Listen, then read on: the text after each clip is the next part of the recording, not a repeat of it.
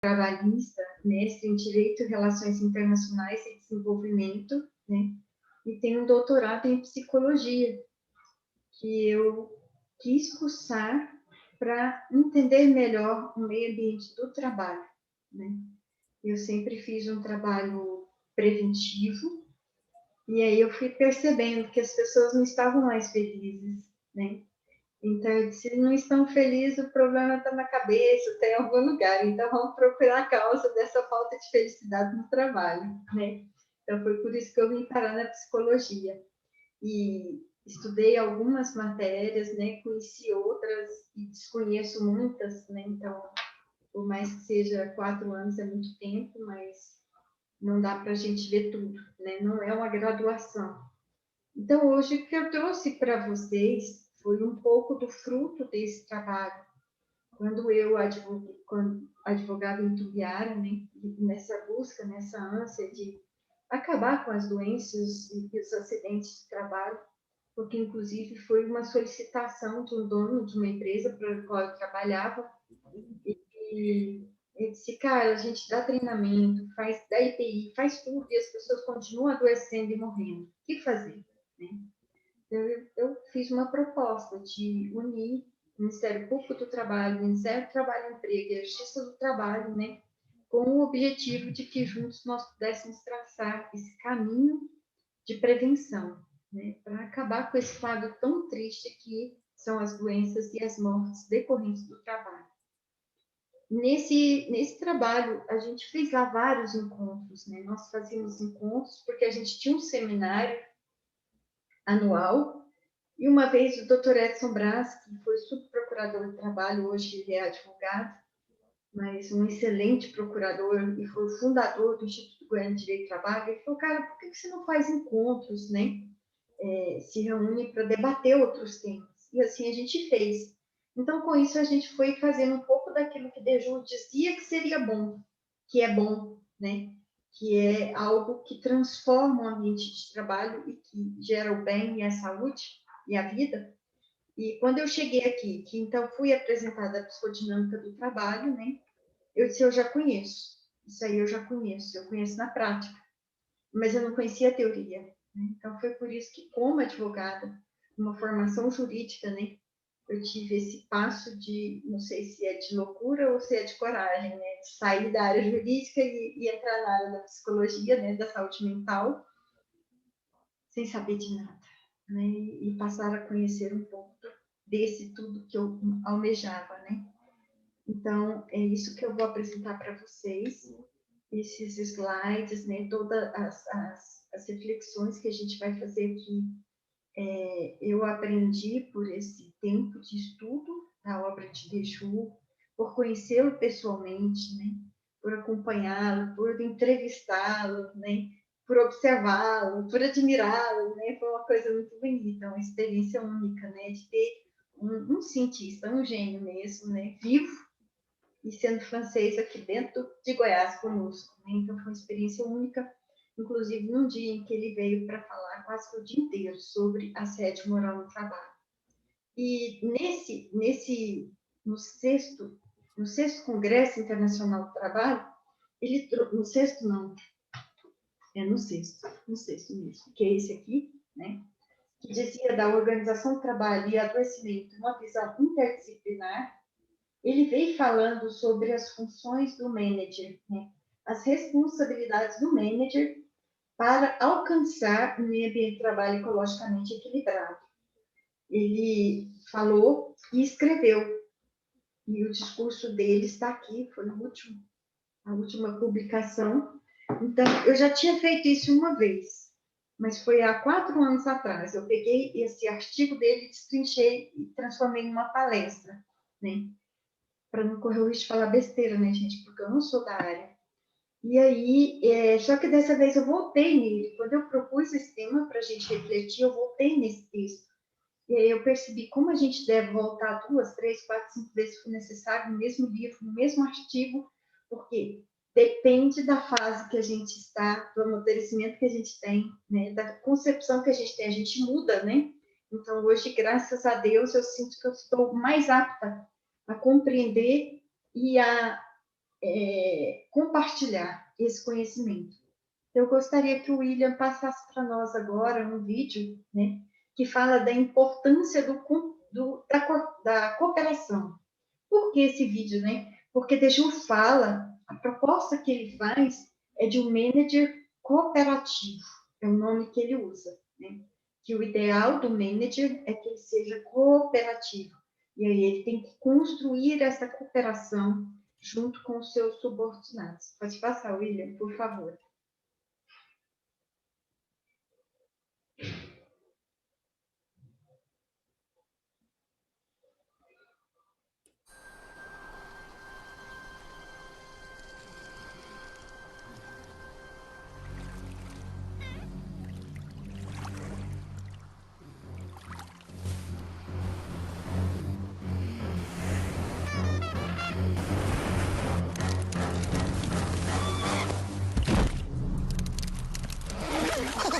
It's smarter to travel in groups. Olha isso.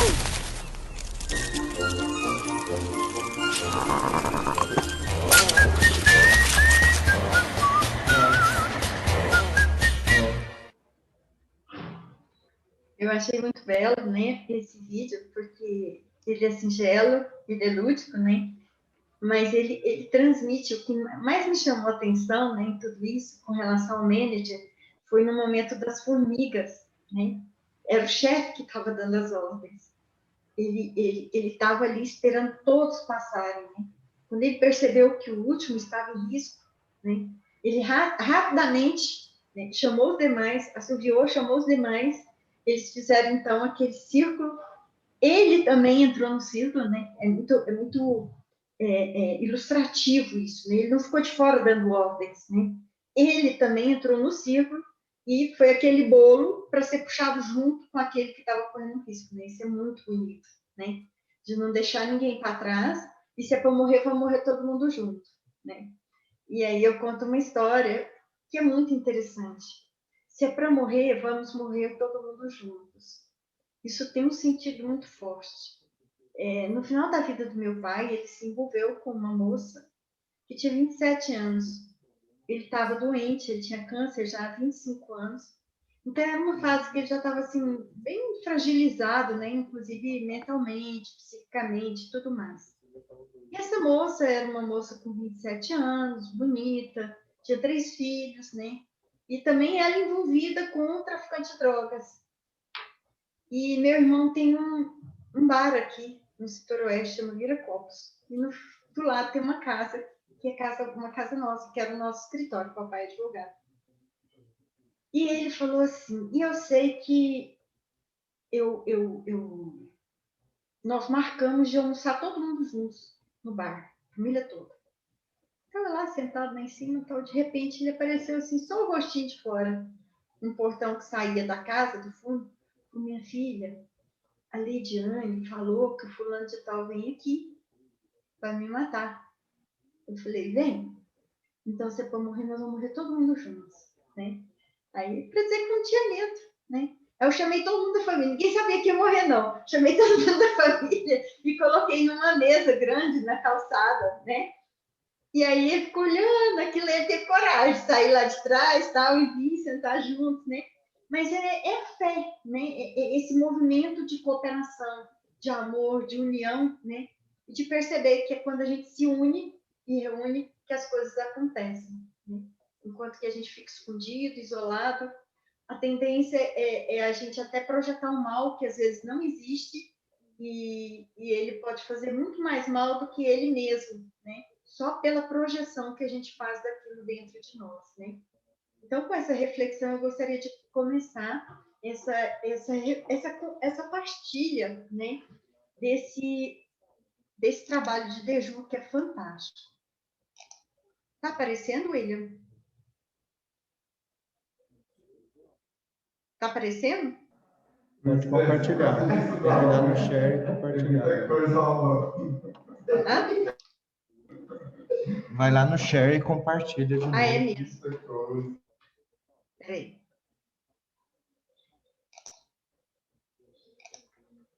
Eu vou no share. Aqui, né? Escolhe o PowerPoint e compartilha. Tá.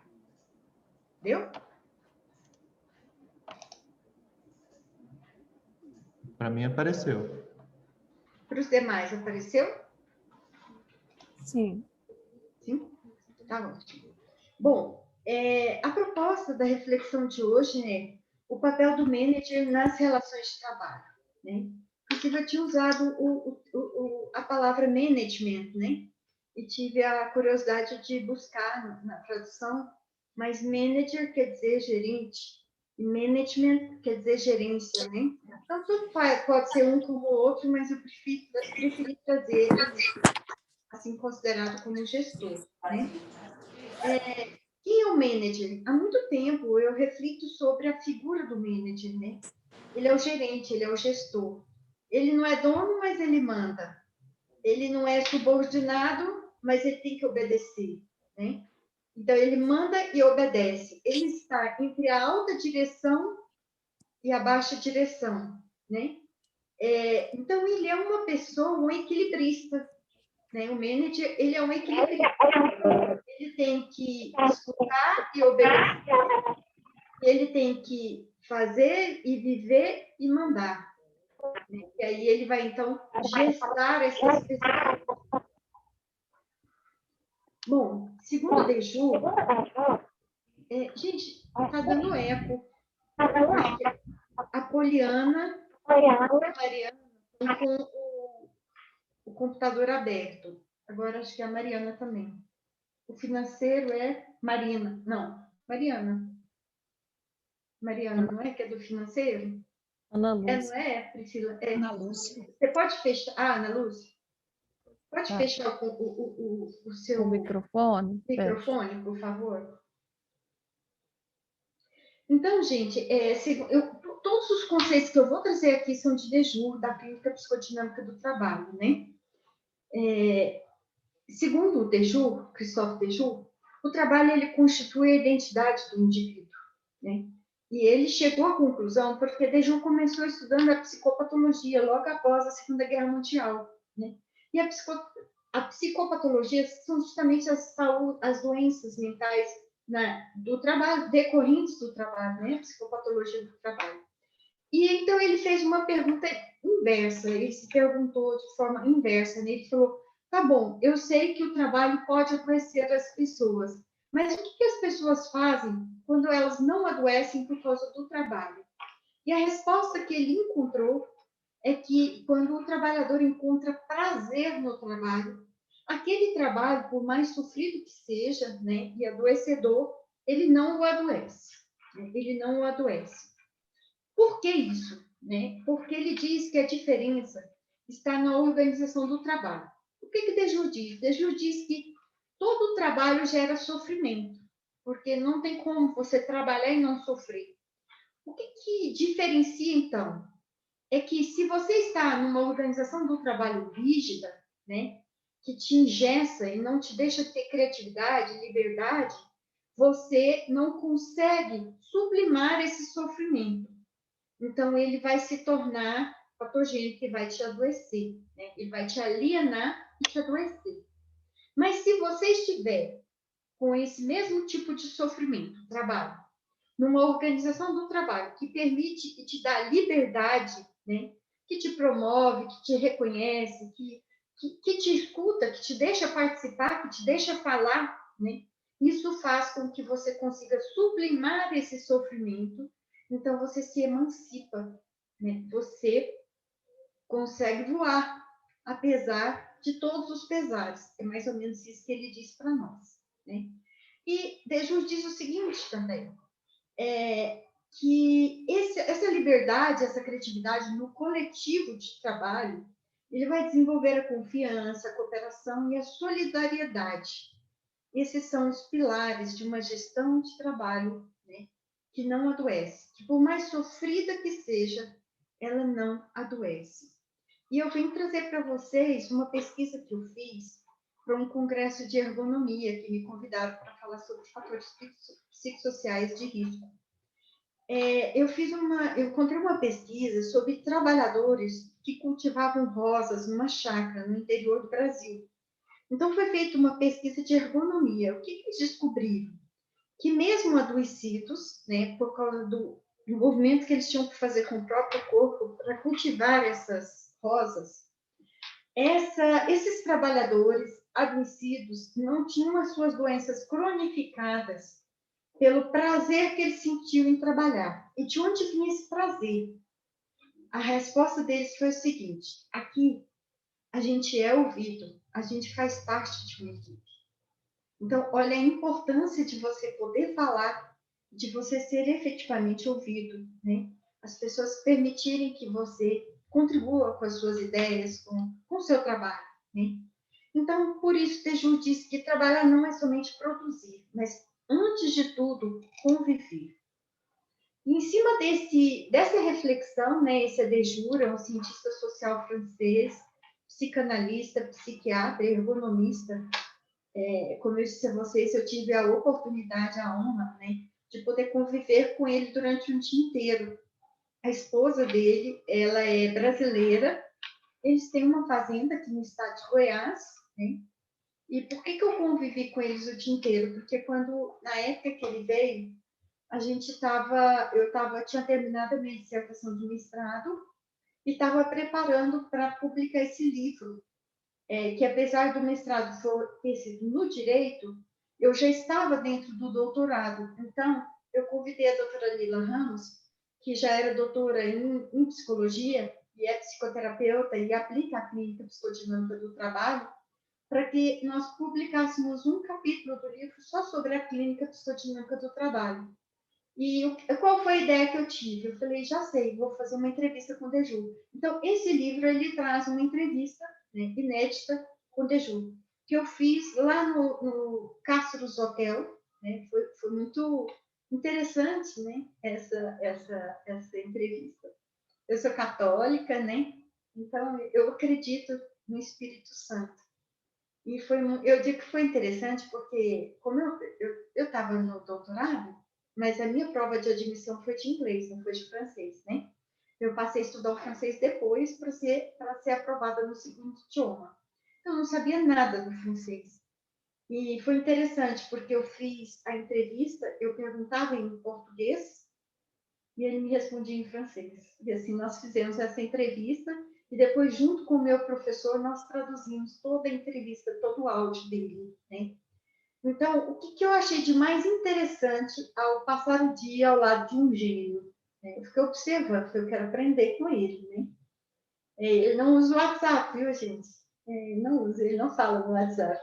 Ele não fica falando no telefone, ele olha nos olhos da gente, ele escuta a gente, ele presta atenção, ele observa. Ele é um ser humano normal, tá? Então, essa foi a conclusão que eu cheguei da genialidade dele, né?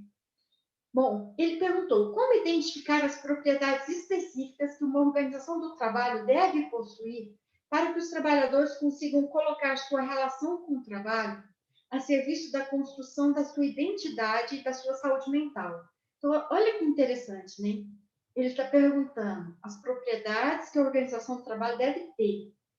Para quem constitui sua própria identidade? O trabalhador, né? Então, tudo é voltado para o trabalhador. Mas lembrando que o trabalhador está dentro de um contexto que é uma organização do trabalho e por isso ele precisa ter um ambiente saudável. Ele precisa ter um ambiente que propicia a ele a construção dessa identidade e também a manutenção da sua saúde mental. A primeira coisa que Deju coloca é que o manager ele deve ajudar os seus subordinados. O que ele diz de ajudar? Ele diz o seguinte, que o manager ele deve ter uma excelência técnica, em primeiro lugar, né? Ele só vai poder ser gestor daquelas pessoas se ele souber fazer o trabalho técnico daquelas pessoas. Ele diz que o manager ele deve estar pronto a substituir cada um dos seus subordinados, se assim for. Ele diz também que ele tem que ter ele deve dispor de uma teoria da cooperação ou da inteligência coletiva. E o que ele chama de teoria da cooperação e inteligência coletiva, né? Dejoux diz que a inteligência coletiva não é a soma das inteligências individuais, né? Se aqui estamos em grupo, né? Não vai ser a soma de cada um de nós, daquilo que somos e pensamos, que vai formar o coletivo. Pelo contrário, ele diz que a inteligência coletiva, muitas vezes, é a renúncia das inteligências individuais, né? Então, vamos dizer, aqui cada um de nós tem um pensamento, cada um de nós tem um propósito. Todos nós gostaríamos de falar sobre alguma coisa, mas nós chegamos num consenso, não, a Carla vai falar para nós hoje, né? Então, cada um está aí pensando, mas está renunciando à sua própria manifestação, à sua própria inteligência, e o coletivo está acontecendo. Então, é disso que ele fala. Então, ele fala que esse manager ele tem que ser tecnicamente competente para substituir cada um dos subordinados. E não só substituir, mas principalmente ensinar, né? Quantas vezes a gente se depara sobre aquelas portas, né? O que eu chamo de porta? Aquelas pessoas educadinhas, igual a égua, né? A pessoa pergunta, um subordinado pergunta, ele não sabe como fazer, e para esconder a sua própria ignorância, ele dá uma resposta mal educada, né? Ou ele sabe e não quer compartilhar o seu conhecimento. Então, características do manager, né, gente?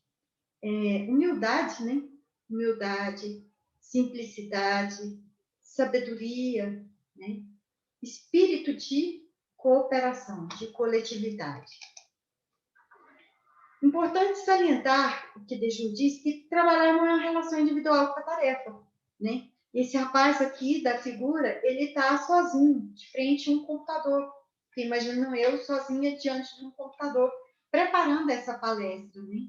Tudo bem, naquele momento eu estava ali de frente ao computador, só eu o computador. Mas eu não estava trabalhando para mim mesma, eu estava trabalhando para nós, né?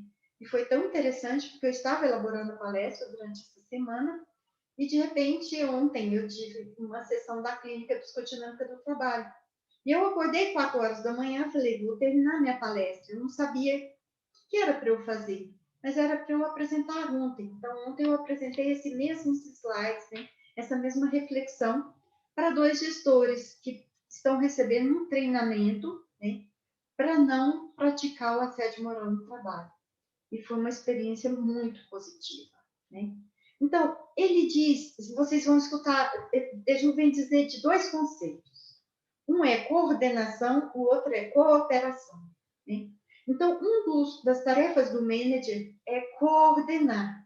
Como que ele vai coordenar, né? Aquilo que a gente sabe que todo chefe tem que saber fazer. Primeiro, ele vai fixar o que tem que ser feito, como fazer, quem vai fazer, qual a prioridade, a organização e execução. Isso é o mínimo que um chefe tem que saber fazer. Isso é a coordenação. Por isso que Dejoux diz que a segunda competência do manager, né, é coordenar as inteligências, né? Então, ele define quais são as tarefas, quem faz, como faz, de que jeito que faz. Aí ele vai ter que coordenar isso, né, passando para cada um, prescrevendo esse trabalho. Mas aí Dejoux vem dizer o seguinte, gente, nem no exército é possível cumprir, obedecer rigorosamente às ordens. Por quê? Ele vem falar, então, para nós sobre a diferença entre o trabalho prescrito e o trabalho real, que ele chama de trabalho vivo, né? Você pede para alguém fazer alguma coisa, tá? William, eu preciso que você nos acompanhe hoje, né? Porque nós vamos apresentar, tá? Eu pedi para o William. Aí o William chega e acabou a energia. E aí, né, William? O William chega e acabou a internet, né? Então, esse samba do crioulo doido que o William vai ter que dançar para permitir que o encontro aconteça virtualmente, na hora certa, esse é o real do trabalho do William. Né? O trabalho prescrito foi, olha, a gente vai estar juntos, tal hora, em tal plataforma. O William é a pessoa responsável, né? Ele foi designado pelo Centro de Saúde para fazer esse trabalho. Mas, a hora que o William chegou, energia acabou, internet acabou. O que o William vai fazer? Aí o William vai lançar a mão da sua inteligência, da sua expertise, das suas experiências, dos seus contatos. Então, isso tudo que o William vai fazer, esse é o trabalho real. Né? Por isso que Dejoux diz que o trabalho ele não pode ser avaliado quantitativamente, e somente de forma qualitativa. Né? E assim mesmo é difícil. Por quê? Porque trabalhar não é somente produzir. Trabalhar é conviver, trabalhar é experimentar, é desenvolver a sua inteligência, né? O tátil também, né? Dejoux tem um estudo belíssimo, né? Sobre a corpopriação, né? Que é esse segundo corpo que ele diz, né? Quando ele faz ele faz a seguinte reflexão. Ele fala assim, imagina um cara que está correndo um carro de corrida. Como é que ele consegue passar encostado no outro sem bater? É porque aquela parte do carro que está lá de fora está nele. Ele sente aquilo. Né? Por isso que ele consegue, né, calcular muito bem e passar sem bater. É a corporação que Dejoux chama. Né? Então, ele vem falar que esse coletivo, quando recebe a coordenação, a prescrição do trabalho, ele não pode obedecer de imediato, porque primeiro ele tem que interpretar. Ele tem que interpretar aquela ordem, aquela coordenação. E ele diz que quando a organização do trabalho permite que essa interpretação seja comum, feita pelo coletivo do trabalho, é aí que acontece a cooperação. Então, vamos ilustrar. Seria mais ou menos assim: você tem uma equipe com 5 pessoas dentro de um hospital. Você diz, olha, gente, a partir de agora, nós vamos ter que trabalhar assim, fazer isso, fazer isso, fazer aquilo. Se você, de imediato, manda que todo mundo saia, cada um faça, você perdeu uma grande chance de permitir que estas pessoas, ao escutarem as suas ordens, apreendam elas, compartilhem elas entre si, definam qual a melhor estratégia a seguir para depois fazer. Pode ser que, se elas saírem imediatamente para cumprir aquelas ordens, né, elas vão ter uma coordenação, mas elas não vão conseguir desenvolver uma cooperação. Se elas conversam antes, se elas, inclusive, contestam as suas ordens, falam assim, mas, Camila, se eu fizer assim, eu posso tropeçar naquele lugar e aí eu posso ter como consequência, eu posso cair, tal, tal. Ô, Carla, é mesmo, eu não tinha pensado nisso. Você tem toda a razão, entende? Deixar o seu subordinado te contestar. Né? Isso não é briga, isso não é desobediência, isso não é falta de respeito. Né? Ele está contestando o quê? O modus operandi, a forma de fazer, aquilo que você propôs. Né? É tão bom quando a gente não está sozinho, quando a gente trabalha juntos, né? E um submete o trabalho ao outro. Por exemplo, a doutora Priscila e eu trabalhando junto com a doutora Ana e com a Letiene, né? A nossa coordenadora é a doutora Ana Cláudia Vasquez. Né? Gente, que maravilha! Né? Além de ser uma pessoa maravilhosa, eu não me coloco subordinada sobre qualquer pessoa, melhor nunca, né? Porque eu sei que eu vou ter que obedecer e aí eu quero saber quem eu vou obedecer, que tipo de ordem eu vou receber, né? E aí, conhecer a pessoa da Ana, né? A profissional que ela é, e eu vi como eu acertei em brigar por ela, né? Para que ela, com ela e por ela, para que ela continuasse conosco. Chegou num determinado momento, ela falou, não, nós vamos fazer assim, assim e assim. Então, isso é muito importante, né? A pessoa que pensa além. E aí, desenvolver essa cooperação a partir do sentido da partilha, da fala e da escuta, inclusive da contestação, né? Então, por isso, Deju vem dizer que a segunda função do manager é coordenar as inteligências. E aí, ele vem dizer aquilo que eu já disse para vocês, né? Que essa cooperação, ela baseia-se no confronto de opiniões, dos modos operatórios, interpretação das ordens, né? Deju fala muito de um termo que ele chama de... Não é falcatrua. Assim, é quando você... É como se você fizesse uma fraude, mas não é uma fraude no sentido do português, né? Do Brasil. Assim, é isso, sabe? É o jeitinho, né? Por exemplo, o que ele chama disso aqui, que é o real do trabalho? Eu estou numa máquina, a máquina só funciona se eu der um tapa nela. Mas eu não posso contar isso a público, eu não posso contar isso para o meu chefe. Então, esse é o jeito que eu consigo da máquina funcionar. Se eu conto para o meu colega de trabalho que é assim que a máquina funciona, eu vou ajudá-lo, né? E vai evitar de ter que ficar 2 horas esperando a máquina funcionar, quando ele só precisa de um tapinha nas costas dela para levantar e funcionar. Entende? É disso que ele fala, né? Daí ele fala da importância desses espaços de deliberação. O que são esses espaços de deliberação?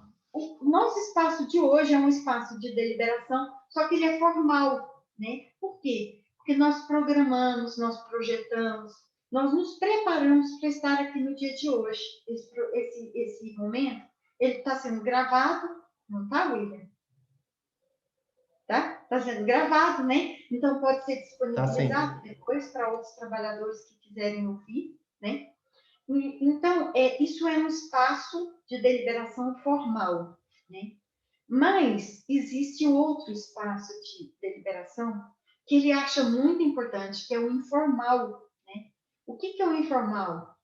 É a cafeteria, é o lugar onde a lanchonete, né? O balcão do café que a gente vai para tomar um café, que a gente encontra com os outros e fala, William, mas como é que você faz para fazer aquilo? Não, Carla, é simples, né? Eu estava aqui agora, William, como é que eu faço para sair? ESC, né? ESC, coisa tão simples, né? ESC, mas eu não sabia, né? Então, é disso que o Deju está falando, que nessas horas, né? Foi no intervalo, foi antes, eu perguntei, ele respondeu, ali ele me deu uma solução que eu não teria, que eu às vezes poderia ficar muito tempo e não encontraria, né? Da ESC, né? Então, a cafeteria, o vestuário, a copa, a cozinha, os momentos de confraternização, os espaços festivos, né? Todos esses lugares são lugares de troca de informações, de troca de opiniões, né? Das conversações ordinárias que Moscovici chama, né? Ali você forma a teoria do senso comum. São esses espaços de conversa, o espaço público, né? Então, o que acontece com essa conversa? Ela é conversa jogada fora? Não, gente.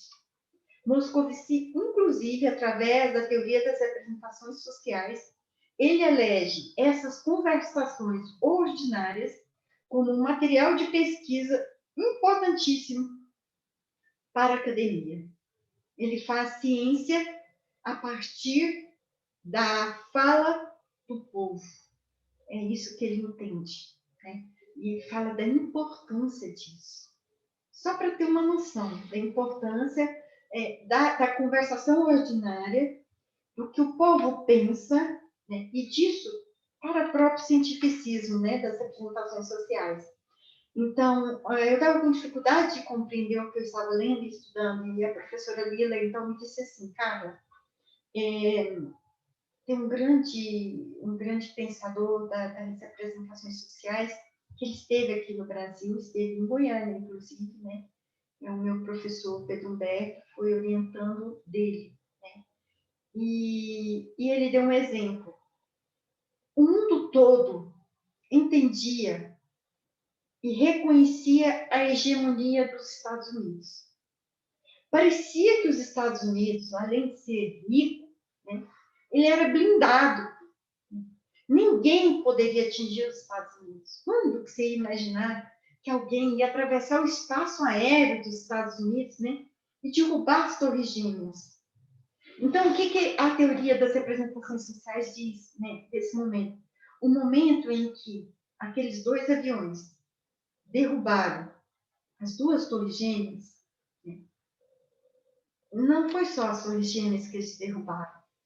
Eles derrubaram as representações sociais do mundo inteiro a respeito da hegemonia dos Estados Unidos. Então, eles podem não ter vencido nenhuma guerra, só que ali eles venceram os Estados Unidos, quando os terroristas fizeram aquilo, né? Eles mostraram e provaram para o mundo que os Estados Unidos não tinham o poder que ele demonstrava ter. Ali começou a queda do Império Americano. Exatamente naquele momento. Por quê? Por causa da representação social que nós todos tínhamos, o mundo inteiro tinha. Ninguém consegue fazer isso.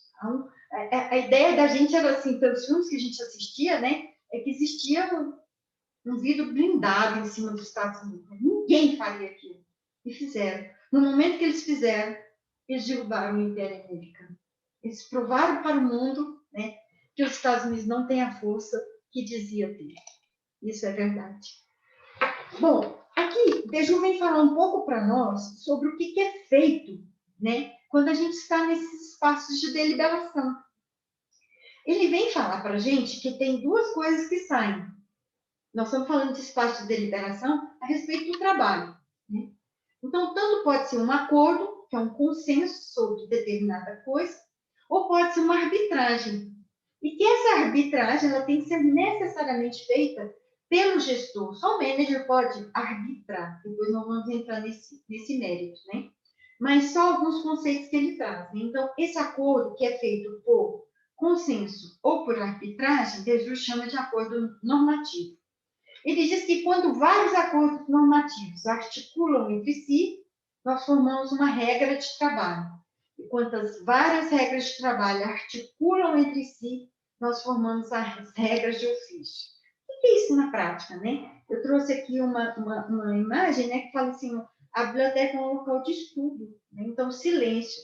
Nesse espaço que todos querem que seja calmo e agradável, você deve fazer o quê? Então, isso não é uma regra, né? Uma regra de trabalho que se transformou numa regra de ofício próprio de uma biblioteca, o silêncio. Essas regras, ele diz, só irão constituir um coletivo de trabalho quando oriundas da deliberação coletiva. O que ele quer dizer com isso, né?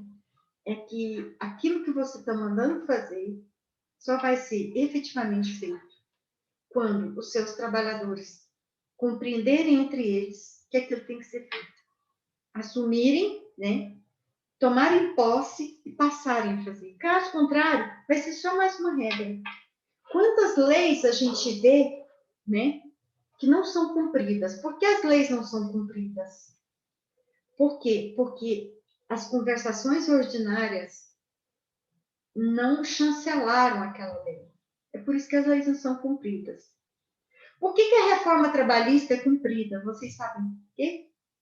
Se vocês quiserem descobrir mais, é só ler o meu próximo livro, que é a minha tese, né? Que se chama CLT e o derretimento dos direitos trabalhistas, os fatores psicossociais da reforma trabalhista.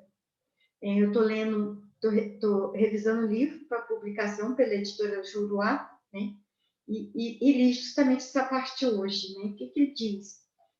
Inclusive, é um estudo da professora Lírio Spadoni, que foi uma orientadora minha, uma das minhas orientadoras, eu tive dois, né, o professor Pedro Humberto e a professora Lírio Spadoni, e ela tem 2 livros publicados, ela trabalha na psicologia social, publicados pela editora LTF, inclusive a jurídica, e que ela vem dizer o seguinte, aí eu pude comprovar na minha tese, através dos estudos dela, né, por que a reforma trabalhista é cumprida. Vocês sabem por quê? Porque ela já existia. O que foi a reforma trabalhista? O que foi a revogação de 118 dispositivos da CLT? Eles revogaram aquilo que impedia eles, que considerava ilegal aquilo que eles já faziam. Né? Por exemplo, os empregadores não queriam pagar horas em itinerário, que são as horas de percurso.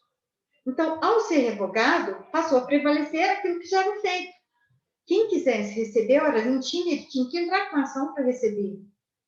Por que houve uma redução drástica de ações trabalhistas na Justiça do Trabalho depois da aprovação da reforma trabalhista? Bom, é simples, porque você só precisava entrar na Justiça para receber o que era seu por direito previsto em lei e que não era pago.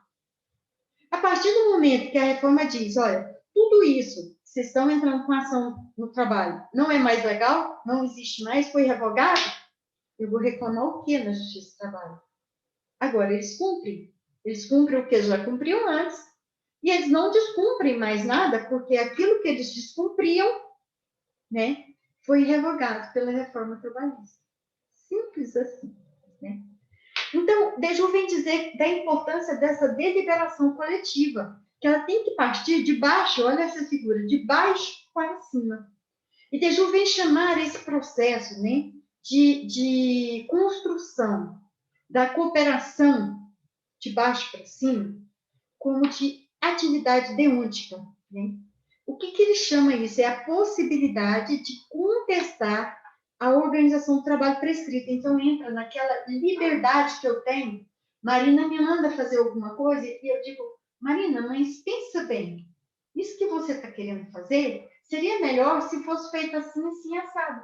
A Marina me dá liberdade para eu me manifestar, para eu falar, né? Então, quando eu falo isso com a Marina, quando ela que é a minha chefe, e me dá essa liberdade de eu falar, de eu contestar, de eu refletir junto com ela, e de junto nós construirmos algo melhor, quando o orgulho não tomou conta da Marina, nem a vaidade, né? Nem a autoridade, nem o autoritarismo, que é de todos nós, né? E ela está aberta a essa possibilidade, ali eu construo esse processo que Deju chama de atividade deontica.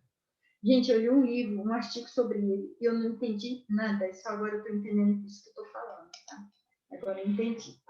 Então, dessa forma é que Deju chama esse viver juntos, esse convívio, essa contestação, essa deliberação, esse compartilhamento de atividade deontica. E Deju vem dizer, inclusive, que onde existe essa atividade deontica, existe saúde, existe construção de identidade e existe saúde mental no trabalho. Então, às vezes, você vai ter condições precárias. Vamos imaginar, assim, um hospital público que não recebe nada, lá no interior, né? Bem longe, que as pessoas têm que se multiplicar para dar conta. Se lá existir uma organização de trabalho que seja livre, que seja criativa, que seja cooperativa, que seja solidária, as pessoas que lá trabalham podem ser muito mais felizes do que aquelas que trabalham no Albert Einstein, em São Paulo, que tem tudo, que dá tudo, mas se ele não der essa possibilidade, essas pessoas são adoecidas e infelizes, né? Esse convívio, né, diz Deju, baseado na deliberação coletiva, é o cimento do viver juntos, do respeito ao outro, da consideração mútua, da ajuda mútua e da solidariedade. Então, Deju vem dizer que isso é o elemento fundamental da saúde mental no trabalho, né? E aí, eu acho tão interessante o que eu disse para vocês da importância, né, da gente ler e reler várias vezes o mesmo texto, o mesmo livro, a mesma palestra, ouvir um áudio. Por quê? Porque foi aqui que eu captei, né, o conceito real da atividade deontica. A atividade deontica é aquela que me dá segurança, né? E diz assim, que é aquilo que possibilita que eu trabalhe num lugar sem me sentir sozinha, sem me sentir isolada, sem sentir medo, sem sentir insegurança, né? Eu sei que, mesmo se eu não souber fazer alguma coisa, eu posso chegar na Marina, que é a minha gestora, e dizer, Marina, o fulano me pediu para fazer isso, mas eu não estou conseguindo. Você pode me orientar? Ao invés da Marina falar, mas não é possível. Eu já te ensinei isso não sei quantas vezes, né? Ou a Marina às vezes não fala, mas ela pensa. Né? Não, a Marina fala, lógico, senta aqui, eu vou te ajudar. Gente, quando você fala assim, com uma pessoa que trabalha com você, né? Quando você se abre, quando você consegue dialogar, falar, trata com amor, com respeito àquela pessoa, você garante a ela essa construção da identidade, né? E da saúde mental no trabalho. E aí, deixa eu bem dizer, não tem como você construir esse espaço de discussão, de deliberação, sem que haja confiança, né? E ele vai dizer que essa confiança, ela tem que ser, tem que ter equidade. Eu só vou falar, eu só vou me lançar nesse abismo que eu estou lançando aí da figura, né? Se eu souber que o outro lado não vai me denunciar, por exemplo. Como é que eu vou me abrir e contar de uma situação que me é desfavorável, se eu souber que a pessoa vai sair dali, vai contar para outro e vai rir da minha cara e tal. Então, essa confiança, ela é importantíssima. Por isso que Deju vem dizer que esse manager, ele tem que ter a capacidade, né, de escutar os seus subordinados, não só individualmente, mas também na presença de toda a equipe. E essa escuta, ele vai dizer, é uma escuta de risco, né? É uma escuta o que ele quer dizer com a escuta de risco, né? Olha que ele fala aqui, o risco de escutar é ouvir. Né? É que você vai tão desarmado, são um dos princípios da comunicação não violenta que Camila nos ensinou, né, no último encontro, tão bem ensinado, né? Foi fantástica a palestra dela, que você vai desarmado, né? E pronto, inclusive, para mudar a sua opinião sobre aquela situação, conforme aquilo que vão te falar. Então, você não fica armada, você não fica resistente, você não fica agressiva, né? Você se desarma. Eu sou uma pessoa difícil, gente, de desarmar, sinceramente. Eu sou muito sensível, eu tenho a sensibilidade à flor da pele. Então, quando eu chego, assim, eu sinto o ambiente, eu sinto as coisas que estão acontecendo.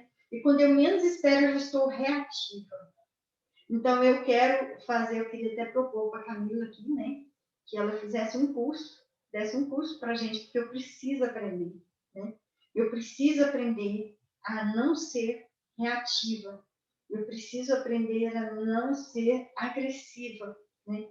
Porque isso faz muito mal para a gente e para quem está com a gente, né?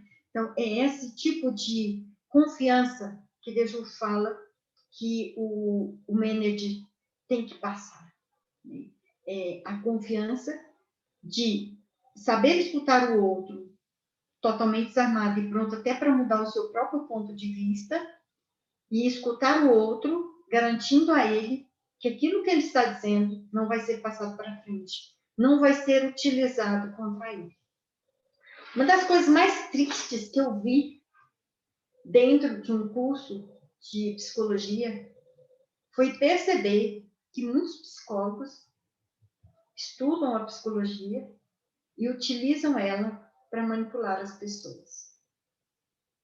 Porque a psicologia permite, né, que você compreenda o mecanismo do outro. E ela permite que você perceba várias coisas. Mas muito triste é você perceber um profissional que aprende e utiliza aquilo para o mal, que é manipular as pessoas, né? Então, eu vi muita gente, assim, seduzindo o outro para que o outro se abrisse e falasse, para depois usar aquilo que o outro disse contra ele mesmo. É muito triste. É uma realidade, isso acontece, principalmente em tempos de neoliberalismo. Bom, então, como eu disse, né, deixa eu dizer que a arbitragem ela só acontece quando há consenso, é lógico. E aí, nessa hora, o manager ele tem que decidir favoravelmente por uma opinião em prejuízo das outras. Né? Então, ele tem que saber muito bem o que ele está fazendo, o que ele está escolhendo. E deixa eu ver dizer que essa decisão da arbitragem só será eficaz se o chefe tiver autoridade, que é o manager, né? Se houver disciplina dos membros da equipe e se essa equipe for leal para com as decisões do chefe. É aquilo que eu disse para vocês sobre a teoria das representações sociais com relação ao cumprimento de uma lei. Né? Uma ordem de um chefe, uma norma de uma organização, é uma lei. E nós só vamos cumprir essa lei, nós, pobres mortais, só cumprimos essa lei quando nós somos convencidos a isso. Né?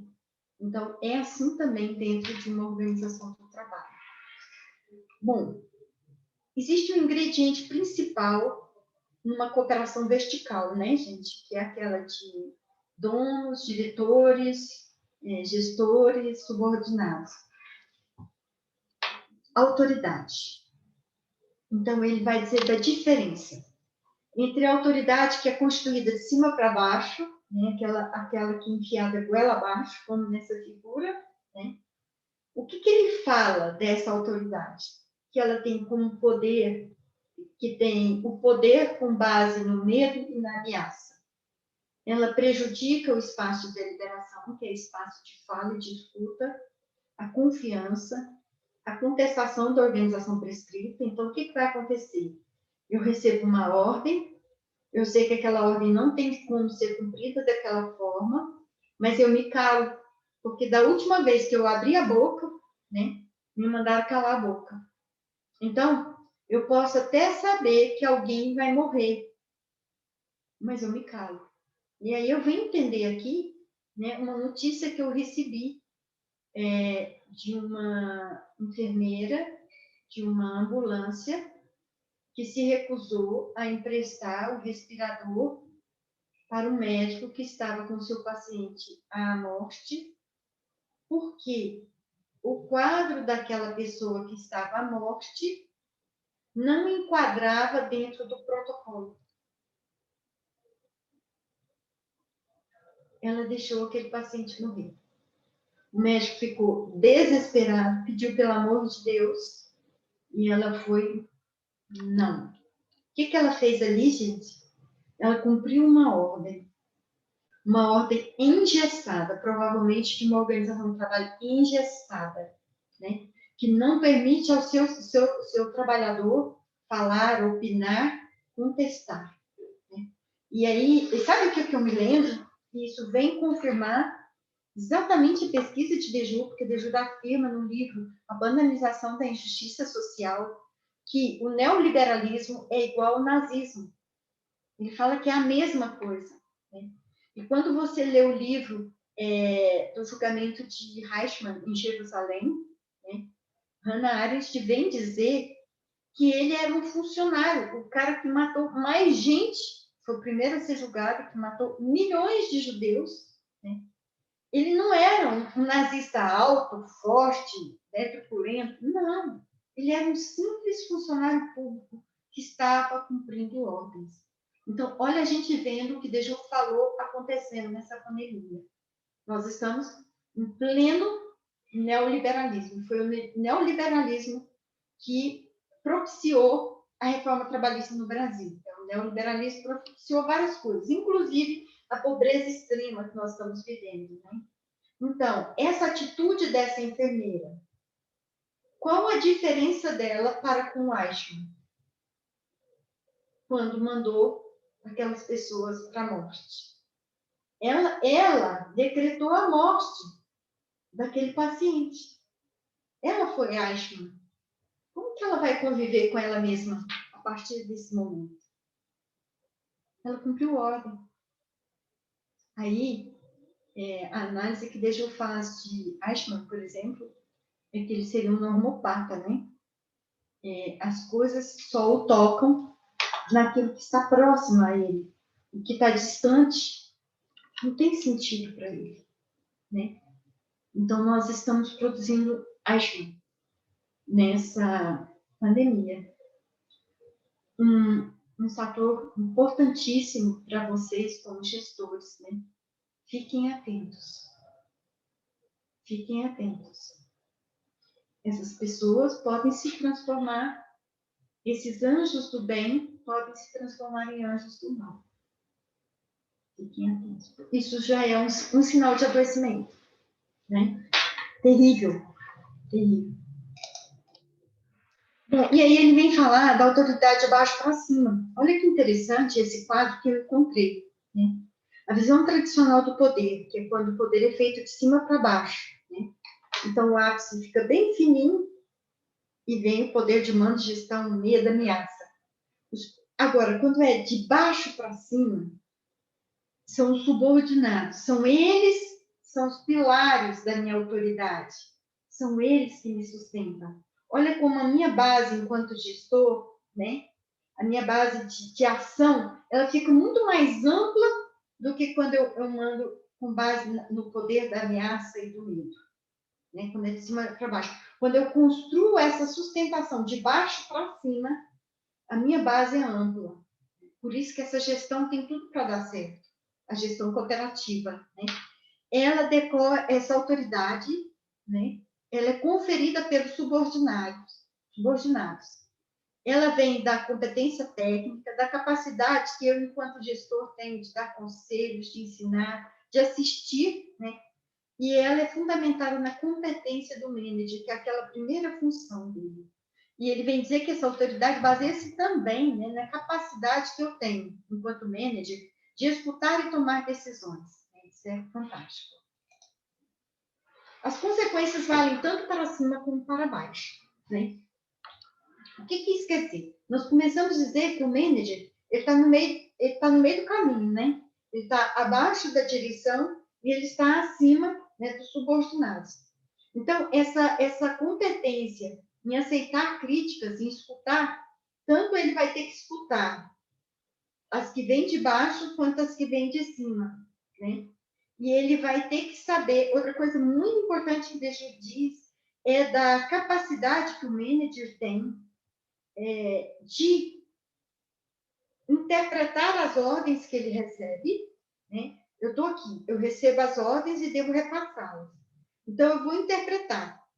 Ele tem que ter honestidade para reconhecer se não interpretou bem uma ordem que ele passou. Para depois voltar na outra direção e dizer, olha, se me desculpa, o erro não foi da Maria, não foi do Raimundo. O erro foi meu. Fui eu que entendi mal o que você me pediu e orientei mal a Maria ou o Raimundo. Então, essa capacidade, né, essa transparência, essa honestidade. E aí, Deju vem dizer também da capacidade que ele tem de quando está com a alta direção, ele não dá testemunho só dele, enquanto manager, né? Mas ele defender as decisões tomadas pelas suas equipes, quando essas equipes têm a possibilidade de fazer a deliberação coletiva, né? Então, foi dada uma ordem e a equipe agiu em outro sentido. E aí a alta direção chama, opa, o que aconteceu? Aí, você, enquanto manager, você tem que chegar lá e defender a sua equipe. Sabe onde que eu encontrei isso? Foi a única vez que eu encontrei isso, nos meus 30 anos de advocacia trabalhista. Na Enel, na CELG, antiga CELG, na CELG GT. Né? Eu fui levar um currículo para o departamento jurídico, né? para poder oferecer uma consultoria. E eu fui atendida pelo chefe do jurídico. Eu fiquei encantada. Ele defende a equipe dele de unhas e dentes, sabe? Eu sei o que é você atuar na área jurídica, o que é a possibilidade de perder um prazo, de fazer uma coisa errada, né? E aí, logicamente, que na hora, né, foi o estagiário, né? Foi o estagiário. O problema foi o estagiário que não fez bem feito o que ele tinha que fazer. Então, isso é muito difícil, né? Você encontrar um gestor que não só propicie tudo isso, esse espaço de discussão e deliberação, como ele veste a camisa de cada um da sua equipe. Né? Então, para isso, o que ele tem que fazer? As decisões têm que ser coletivas, têm que ser em equipe. Fazer em equipe, para depois ele defender essa equipe. Eu me lembrei disso agora. Foi algo muito belo que eu vi. A quinta função do manager, portanto, é a coragem de assumir suas decisões. E é aquilo que eu disse, né? Ele não pode só transmitir ordens. É que para ele transmitir, ele tem que interpretar. Quando ele interpreta, ele pode interpretar de forma correta ou de forma errônea. E se ele interpretar de forma errônea e passar aquela ordem de forma errônea, ele tem que ter a coragem de reconhecer que foi ele que errou e dizer, bater no peito e falar, fui eu que errei. Então, você perdoa, a equipe fez assim porque eu errei. Isso é muito importante. Então, a habilidade em ser ouvido pela direção e também de obter compromissos favoráveis para a equipe. É muito importante isso, né? Ele não só defende o posicionamento da equipe, como ele alcança compromissos favoráveis, né? Coragem. No exercício, o que ele fica devendo, né, aos subordinados? Nesse exercício da autoridade que é construída pelos subordinados, né? Que ele entendeu o que eles falaram, né? Que ele vai prestar contas à direção da sua lealdade, porque é aquilo, né? O manager, ele só está ali porque a alta direção confiou nele. Então, ele tem que ser leal à alta direção e ele tem que ser leal aos seus subordinados, né? Então, é um jogo difícil de ser feito. É aquilo que eu já falei, são os riscos que ele corre, né? Então, a sexta função do manager é transmitir para baixo as diretrizes da empresa, assumindo a interpretação que faz, né? E aí, Deju vem falar da doutrina. Ele fala que essa interpretação só será possível quando o manager tiver como referência a própria doutrina da empresa. Né? O que o Deju chama de doutrina da empresa?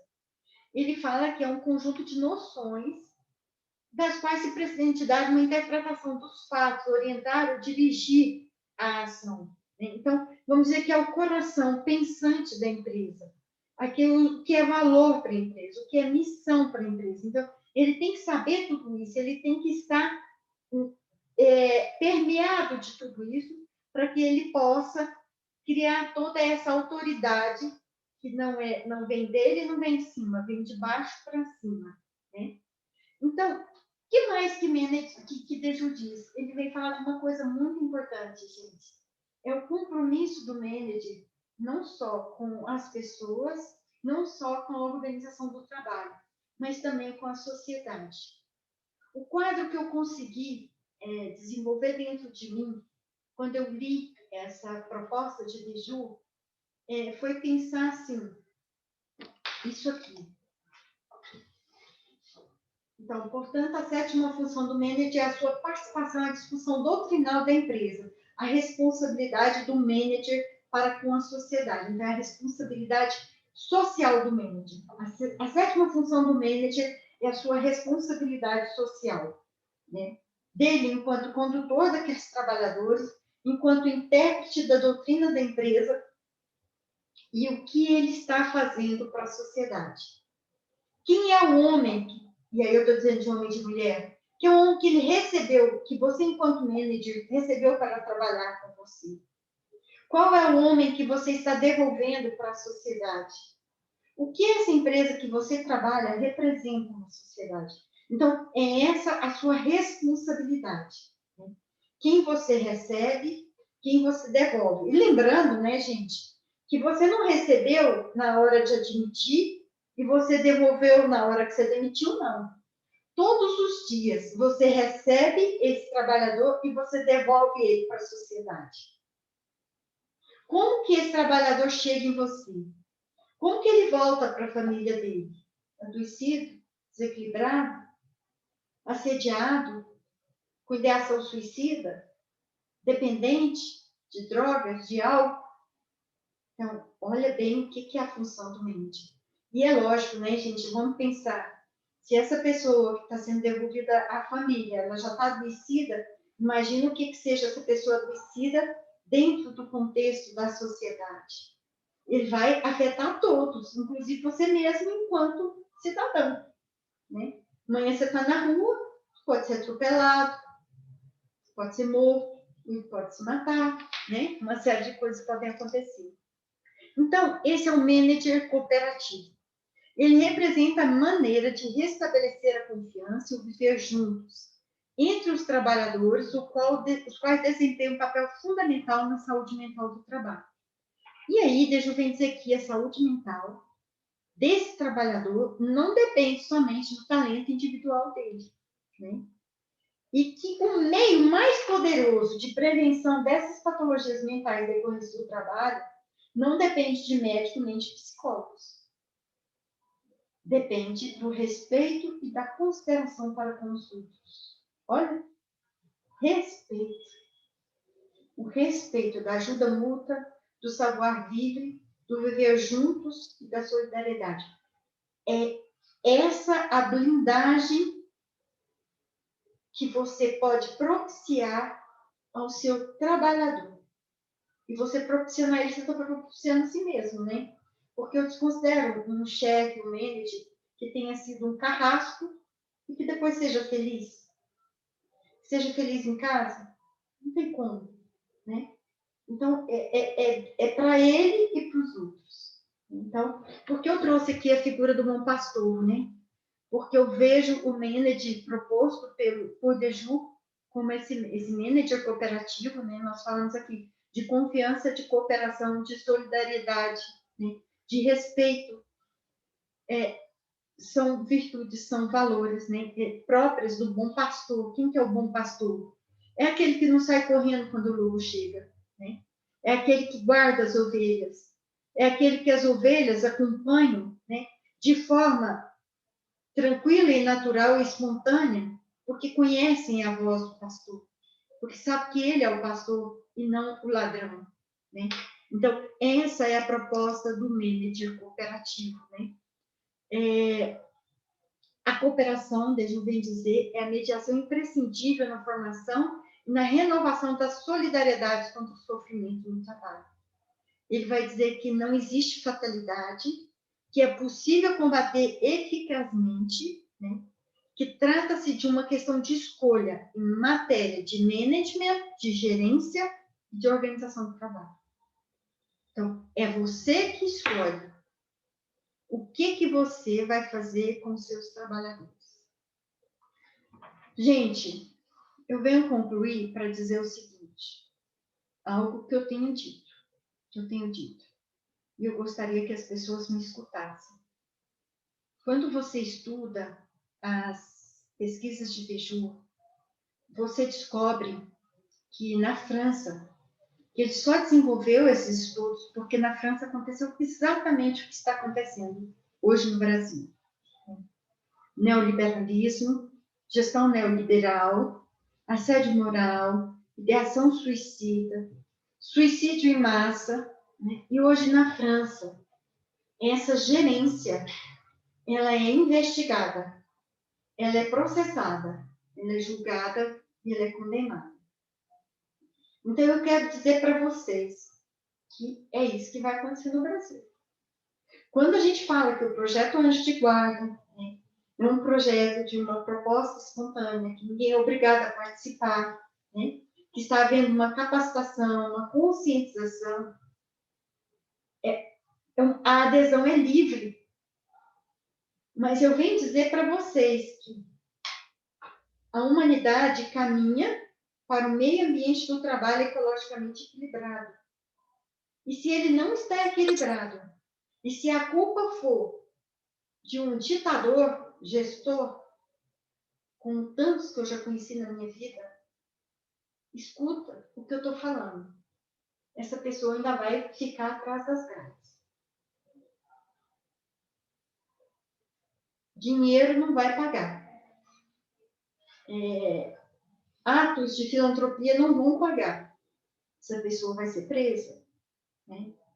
Então, assim, existe aquele ditado, né? Se quando ele fosse bom, era cobrado, não era dado de graça.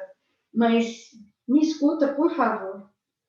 São 30 anos de dedicação.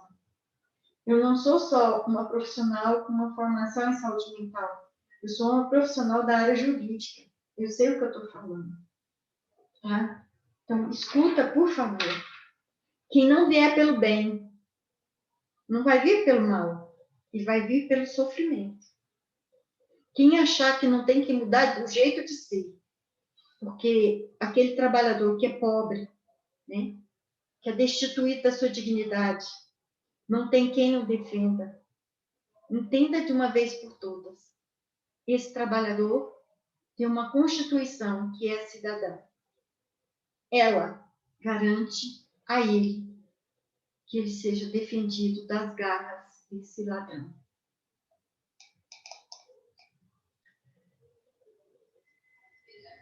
Bom, e aí Deju vem concluir para dizer que tanto o dirigente quanto os parceiros sociais devem adquirir um profundo conhecimento do que é o trabalho vivo em nível individual, engenhosidade, em nível coletivo, cooperação.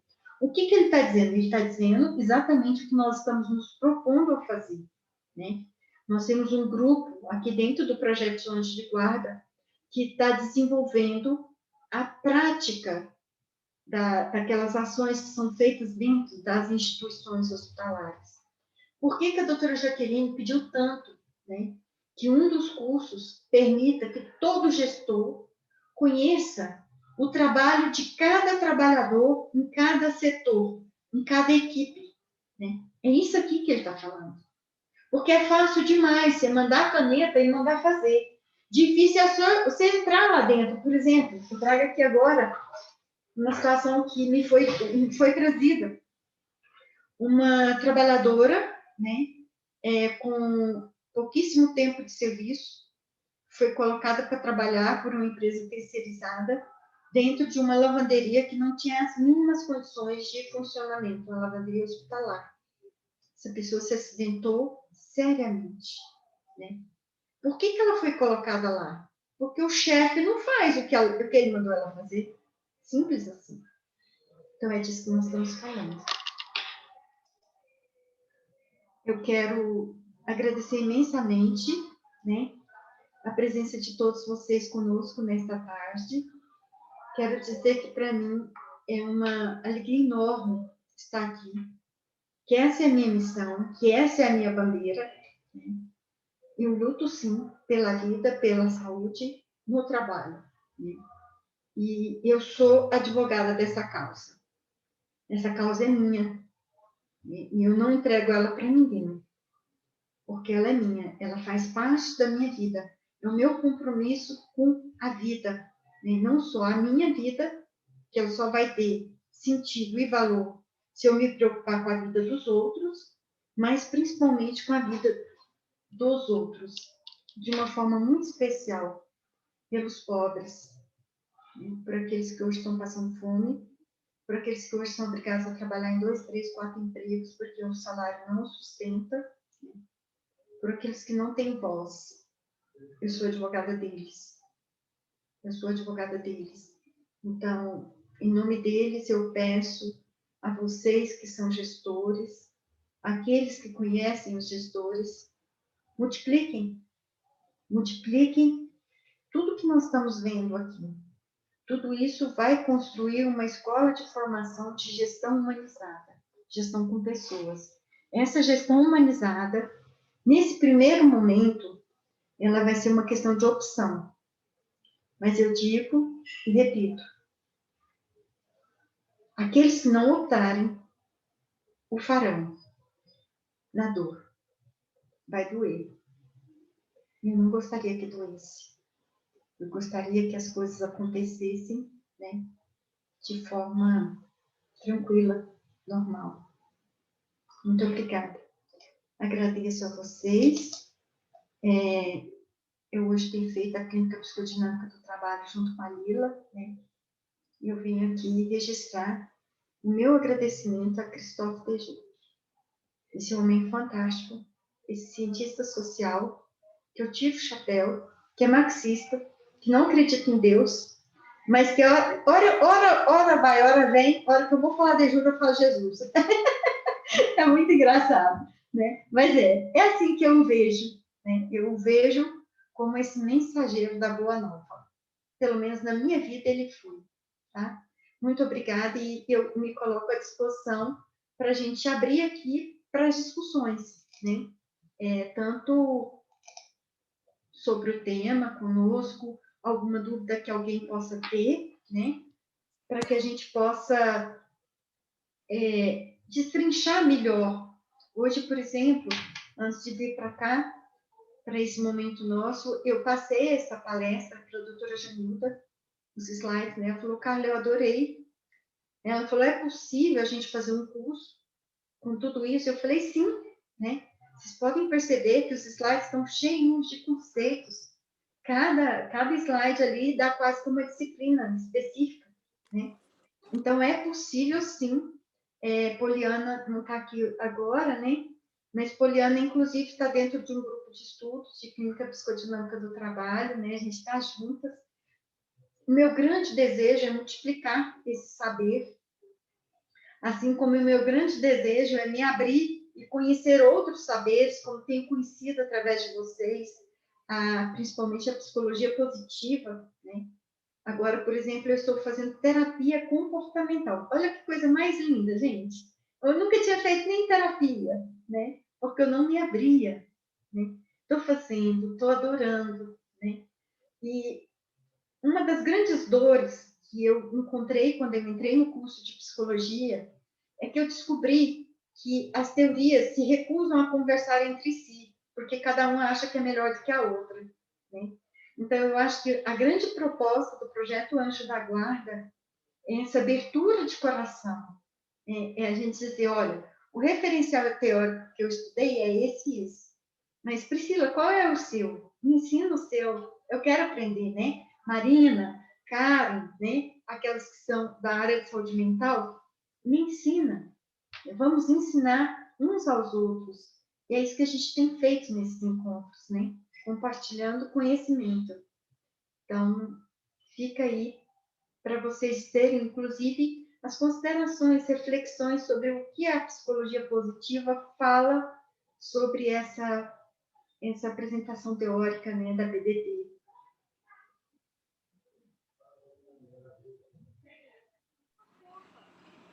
Posso falar, Pri, antes de você? Eu vi que você abriu o microfone também, falei, ai, ai. Ai, ai. Fique à vontade, por favor. Vocês desculpem o escurinho, é porque tem gente querendo dormir aqui do Tem lado. gente querendo dormir, é muito linda. Né, gostosa? Então, doutora Carla, eu estou encantada também com a sua palestra. Obrigada. Amei muito, muito. E é como você disse, né? Assim, todas, nossa, estão sendo enriquecedores mesmo esses momentos. E assim, o quanto a gente não sabe, né? O quanto a gente tem aprendido, o quanto realmente está enriquecendo tanto. Só um minuto, ô mocinha. E aí, eu escutei a sua palestra e vários momentos eu quis falar um monte de coisa, e assim, duas coisas que eu fico com a pulga atrás da orelha, né? Uhum. A Pri já me conhece, ela até brinca comigo, assim, que ela fala quanto é natural isso em mim. Não quero me gabar do fundo do meu coração, assim, mas eu acho que é tão natural isso, precisa ser tão natural essa nossa fala, né? Esse espaço dessa abertura, de ouvir realmente o colaborador, de deixar com que ele fale. Coisas que você falou assim, né? Tão lindamente, tão calmamente, que eu vejo que é seu também isso, não sei. Uhum.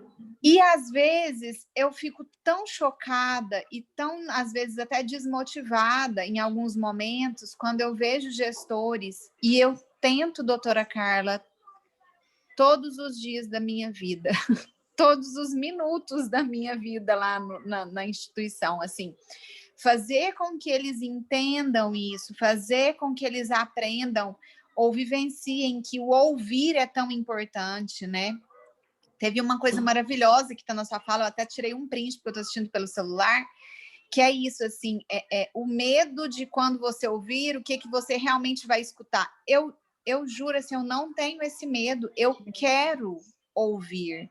E eu tento passar para as pessoas isso, não é simplesmente, eu até faço uma dinâmica às vezes, porque o ouvir não é só ouvir, né? É o ouvir em todos os sentidos, é o ouvir... a linguagem corporal, enfim, tantas outras formas de ouvir esse colaborador, ouvir as pessoas. E eu acho que isso é tão maravilhoso e é tão importante, mas às vezes parece que é tão difícil colocar isso na cabeça dos nossos gestores. Sim. Então, uma das minhas perguntas era essa, assim, como? Porque no finalzinho você ainda colocou isso, assim, gente... Isso é uma luta, uma briga que é minha, que eu não empresto para ninguém. Eu divido essa luta sua comigo, eu te confesso.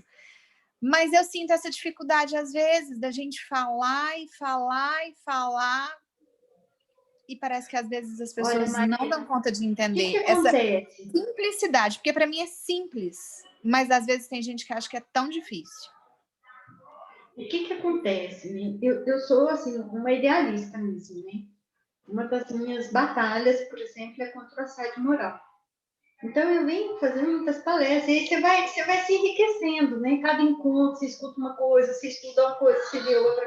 Eu me recordo do dia que eu fui fazer uma palestra sobre assédio moral até para os trabalhadores da CELT. E eu fui buscar vídeos, eu gosto muito de vídeos, né? Assim, ajuda a gente a compreender as coisas de forma mais rápida. Eu também.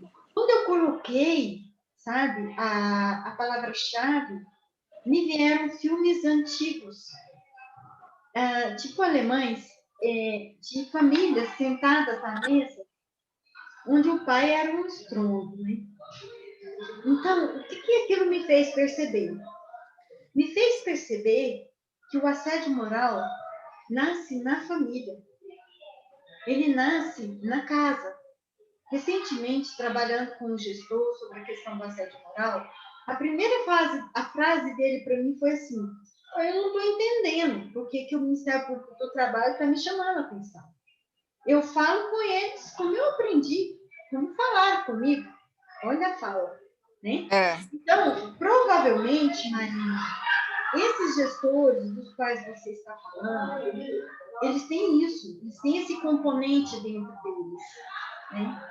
Eles vieram de uma situação de assédio, eles viveram esse assédio dentro de casa. Olha, a minha filha, Thaís, ela leu uma obra que, vamos dizer assim, imagina hoje quem é um grande pedagogo no nosso meio. O Isami Tiba. Vamos pegar o Isami Tiba, vamos pegar o Augusto Cury, né? Então, esse cara era o Isami Tiba da época, o Augusto Cury da época, era aquele que ensinava você a criar seus filhos. Era na época do nazismo. Esse foi um estudo feito por uma psicóloga. O que era a realidade da época?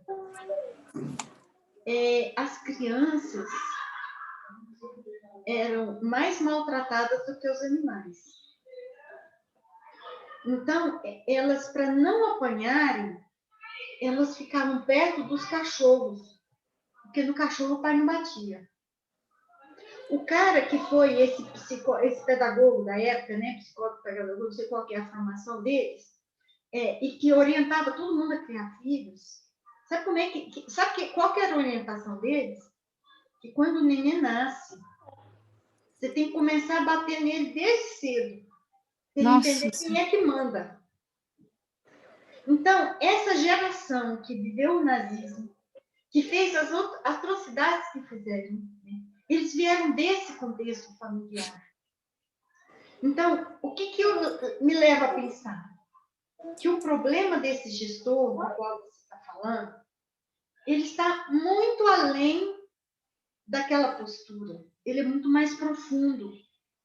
E aí eu lembro, Marina, da fala da Ana Cláudia, quando a gente refletiu sobre as necessidades dos trabalhadores nesse momento, ela falava assim, da necessidade da escutativa, né?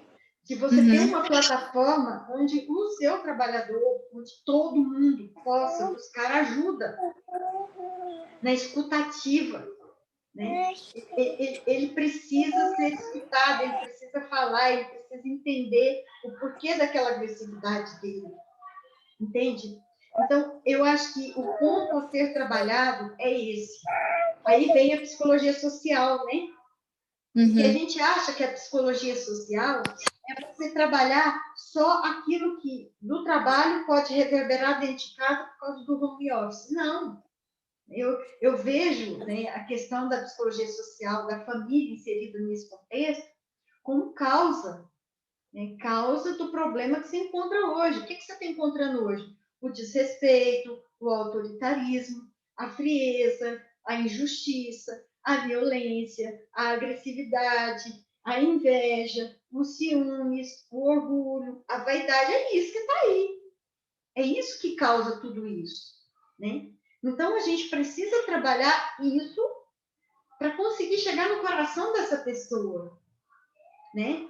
Por exemplo, essa pessoa que eu te falei, ele parou nesse lugar porque houve uma denúncia de assédio moral da empresa, né? Então, o procurador exigiu que ele recebesse treinamento, palestras, mas olha, quando a pessoa abre, Marina, que maravilha! Sabe por que eu estou fazendo terapia hoje? Eu, Carla, porque eu vi o que a terapia fez para essa gestora que estava sendo objeto de denúncia de assédio moral. O primeiro momento dela, ela era pura agressividade. Eu reencontrei ela 4 meses depois, não é a mesma pessoa. Ela fez terapia, ela se redescobriu, ela entendeu as emoções dela, né? E aí você vai conversando, você vai vendo que o problema está lá atrás, está no fundo, precisa ser puxado, né? Então, assim, eu acho que o profissional de saúde mental, ele entra nesse escopo para dirigir, direcionar, né? De que forma você vai poder fazer isso? Né? Aí vem essa inteligência, né? Astuciosa, né? Inventiva, né? Que é criar, propiciar esses momentos que, de alguma forma, possam tocar esse gestor, essa gestora, né? Para que ela se torne humanizada, né? Em algum lugar do percurso da vida dela, ela perdeu a vida, ela perdeu a humanidade dela. E quando ela perdeu, ela passou a destruir a humanidade dos outros, né? Porque destrói, né? Eu mesma já vi, eu não estou falando nem de tempos de pandemia. Eu acompanhando um familiar no hospital, né? Vi médicos mais velhos tratando super mal os médicos mais novos, né? Os auxiliares. Então, assim, isso na frente de todo mundo, isso humilha, né? Humilha. Isso destitui a sua dignidade, né? Porque você imagina, você fala assim, gente, eu já sou pobre, eu já não tenho estudo, né? Eu já não tenho condições. Aí você chega num lugar, as pessoas te tratam igual um cavalo. Onde que você vai? A sua autoestima vai ficar onde, Marina? Não é? Carla, doutora Carla, e isso assim, é uma bandeira que eu levanto também, sabe? E a gente que trabalha no hospital, como a senhora está falando, assim, tem hora que você vê um médico que é sócio, né, ou que é dono da empresa, e fazer coisas horrorosas, assim, falar coisas horrorosas, e, nossa senhora, eu quero morrer, né? E eu bato de frente, às vezes, com eles. A Priscila tá até rindo de mim. Eu tenho que tomar cuidado com o que eu falo, que às vezes eu falo até demais. Então, assim, vou falar mais calmamente. Mas, assim, eu bato de frente, eu brigo, e aí... E eu fico encabulada, assim, né? E muitas vezes a fala do colaborador é: ah, Marina, mas é assim mesmo, ele é dono. Ah, deixa. Meu Deus. Ah, porque ele é dono que ele tem que ser diferente. Aí eu sou a louca. Marina, Porque eu fico brava, eu fico brava. A reação do trabalhador. Né? Na minha tese, eu trago um estudo da professora Lila, um quadro em que ela analisa, né, quando o trabalhador ele é usurpado dos seus direitos, né, da sua dignidade, da sua humanidade. Se ele reagir, ele vai prejudicar o empregador. E se ele não reagir, como é o caso dessa mulher, ela vai se prejudicar. Pois é. Ela se prejudica. Sabe, é o quadro, é a pesquisa que foi feita por ela, e ela traz exatamente isso. Então, se ele reage, ele vai prejudicar o empregador. Ele vai pegar alguma coisa, ele vai roubar, ele vai quebrar algum aparelho que ele sabe que é caro, que vai custar muito para aquele empregador, né? É uma forma. Então, por que... Agora, quem sabe aí, Marina, está a resposta para você tocar o coração dos gestores a tratarem com mais educação os trabalhadores. Né? Olha, quando você faz isso, uma das possibilidades que existe é dele quebrar o equipamento seu. É isso que você quer? Entende? Então, eu lembrei disso agora, porque eu coloquei esse quadro. Eu vou até tirar foto para você e te mandar essa página. Tá? É um quadro, ela faz uma análise, né? meu filho fala muito isso, né? Para você convencer o empresário, o gestor de alguma coisa, você tem que mexer no bolso. Você tem que Sim. provar que tem custo, né? Então, é aí que eu te falo da sua inteligência inventiva, né? Astuciosa. É você descobrir a forma como você vai chegar no coração daquela pessoa. E, às vezes, o coração daquela pessoa passa pelo bolso, né? Então, você comprovar para ele, cientificamente, que uma das formas de reação daquele trabalhador que é humilhado, né, é ele prejudicar economicamente aquela empresa. É isso. Doutor Carla, mas eu não deixo barato, não. Um dia, com um dos doutores lá, um que tem uma fama, inclusive, assim, de ser desbocado, vamos dizer assim, a gente estava na lanchonete, ele falou uma bobagem lá, e eu falei assim, eu não estou acreditando que eu estou falando, não, que o senhor está falando, não, doutor fulano.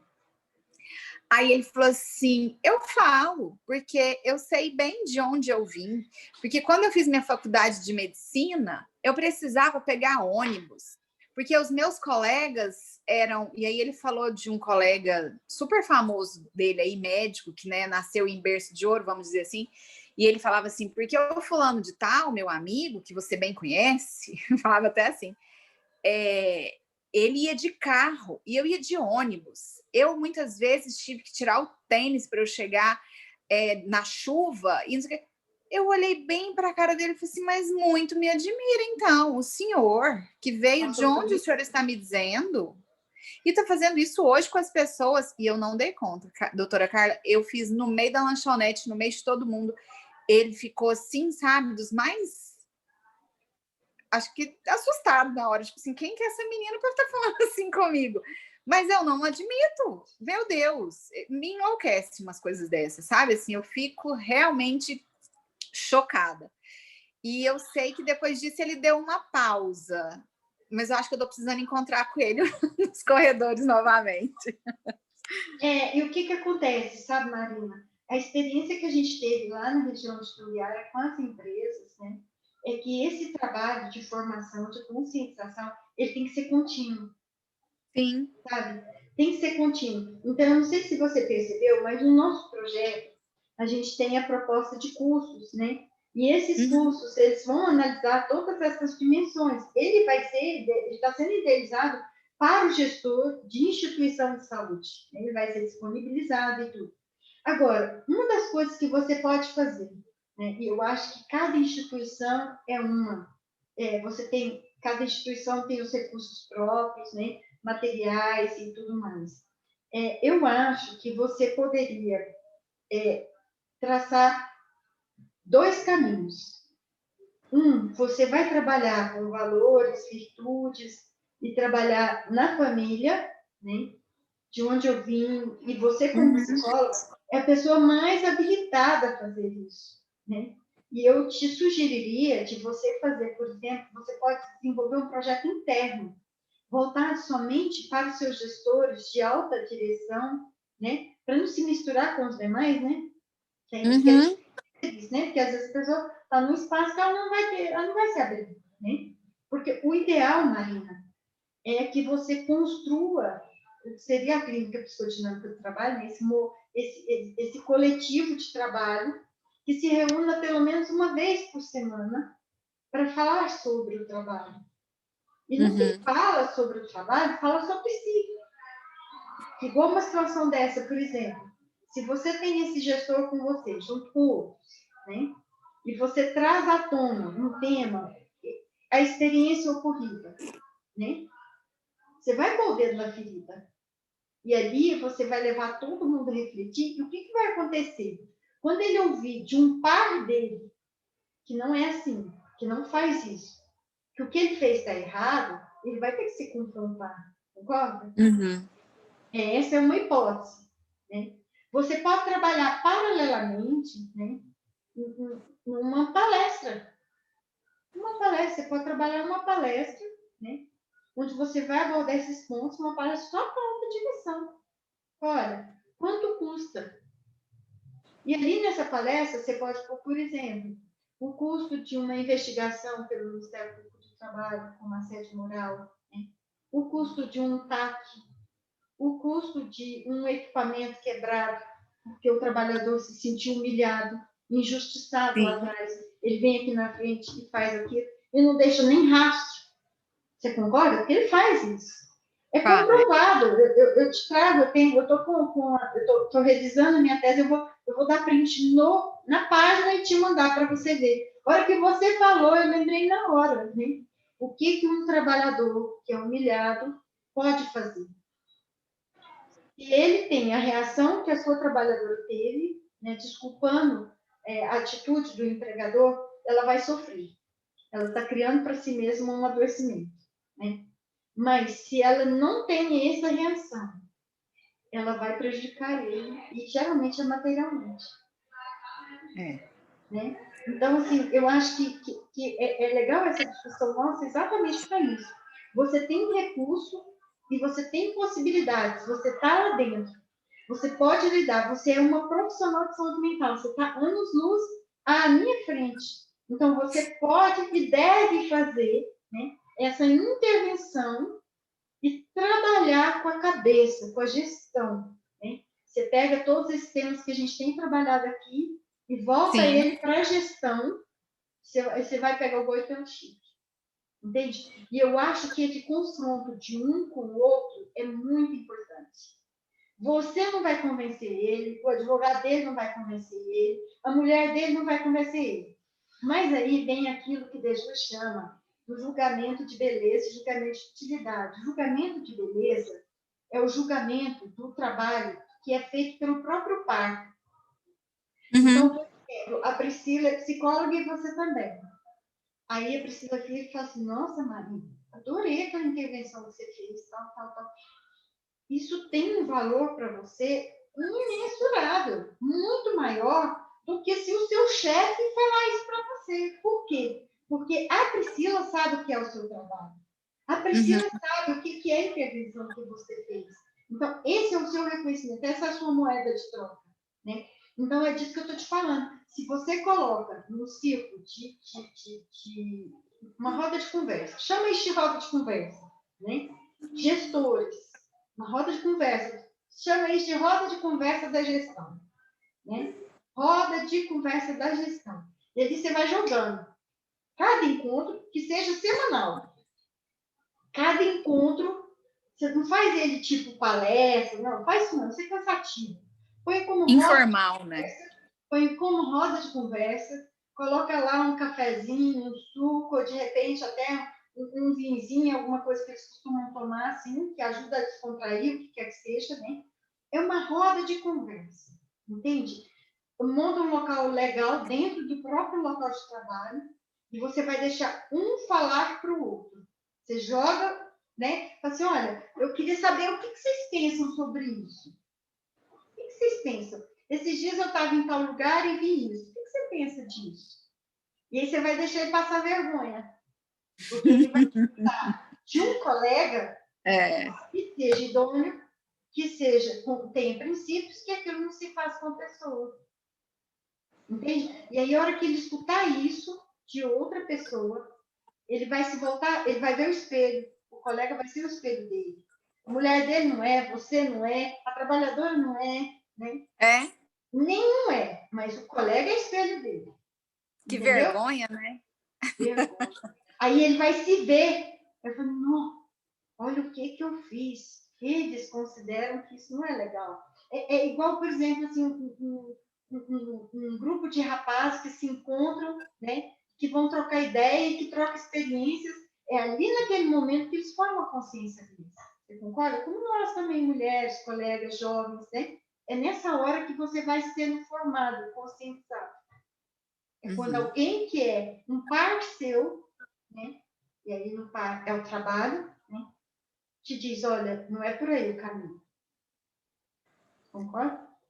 Me aguarde. Eu acho que tem tudo para fazer uma coisa muito legal. E olha, e agora que eu te falei, coloca sua inteligência inventiva para funcionar, eu sei com quem eu estou falando, com quem tem a criatividade. Mas você já me mostrou o trabalho que você faz. Então, você tem plena capacidade para fazer isso aí. Você vai fazer assim um jogo, uma roda de conversa, jogar a conversa fora, né? que não é jogar a conversa fora. Ali está a terapia. Pode Ali você deixar. vai terapeutizar. Depois te conto. Tá bom, quero saber. Ou te chamo para a roda de conversa. Tá aí bom, também. quero participar, que eu quero falar. Adoro. Pode deixar que eu falo. Eu vou contar para ele o preço. Vou adorar O que isso. eu aguarda. Vai, Pri. É você. É uma forma de sensibilizar bem objetiva, né? Falar o valor. Bem... Extremamente importante, né, doutora Carla? Queria parabenizar. Que delícia ouvir a senhora. E quantas sugestões a senhora deu de intervenções práticas na gestão. Então, não só a teoria, mas também trouxe a prática desse jeito descontraído. Eu anotei várias coisas. E quando nós começamos a estudar na cadeira de psicopatologia, nós começamos a ler sobre Dejus, né? Então, ele é um grande referencial, inspirador, quando fala em saúde mental. E é muito bom que em vários momentos que nós ouvimos e lemos, nós temos interpretações mais amplificadas e vamos adequando a nossa realidade, né? Eu anotei as premissas e muito interessante a sétima, eu achei, né? Todas são muito importantes, mas a responsabilidade social tem me incomodado muito, né? Assim, chega a ser afrontativo o que nós vemos nos dias atuais. E como nós precisamos de líderes, como nós precisamos avaliar a nossa liderança também à luz dessas premissas que ele traz com tanta clareza, né? O que é ser um manager? O que é ser um líder, né? São termos semelhantes para nós também da psicologia positiva. E no trabalho, para além do que eu executo enquanto gestor, mas que respeito eu tenho por essa outra pessoa que está ali comigo? Desenvolver essa pessoa, a senhora colocou, desenvolver a partir das inteligências, então não sou aquele que só determino ordens, eu participo, eu construo, e eu percebo que essa pessoa que chega para mim, ela tem inteligências múltiplas, e o meu desafio é desenvolver essa pessoa, para que ela saia melhor, como a senhora falou, né? Para que ela se desenvolva, tenha resultados maiores, para que ela possa alçar novos voos, perto ou não de mim, mas para que eu possa olhar para essa pessoa e também ter orgulho, porque essa pessoa caminhou comigo e se desenvolveu a partir de mim, né? Então, é uma percepção de liderança bem diferenciada e que nós precisamos muito desenvolver nas organizações. A senhora colocou estratégias, né? Educação continuada, que é a próxima etapa. Líder não tem como parar de estudar. Não. Nós não temos essa opção, porque somos aqui tocados, ficamos incomodados e temos que ficar mesmo. E refletimos sobre os nossos comportamentos e pensamos, será que eu estou atuando como líder? Será que eu não estou? Eu tenho que ajustar essa rota, esse caminho, essa premissa aqui não está muito legal, tenho que avaliar. E o líder ele tem que ser o primeiro a estar aberto, né, para ouvir, para se escutar, para enfrentar as suas sombras, né? Se reconhecer. Enfrentar, exatamente. E aí sim ele pode, então, desenvolver o outro. A senhora falou do processo de escuta, que é a terapia, como é bom, né, fazer, como as pessoas precisam ter acesso.